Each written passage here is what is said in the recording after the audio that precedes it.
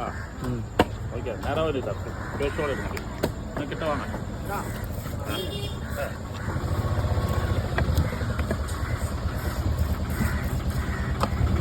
Round slice போட்டுருவா போடுவேண்ணா. எப்படியோ ரவுண்டாக போடணும் போடலாம், இல்லை ரெண்டாக போட்டு போனாலும் போடலாம். 2 பீஸ் பார்த்தீங்கன்னா போடுறோம். இந்த மீன் வந்து பார்த்தீங்கன்னா இப்படி போட்டால் நல்லாயிருக்கும். போட்டால் ட்ரை பண்ணுறது.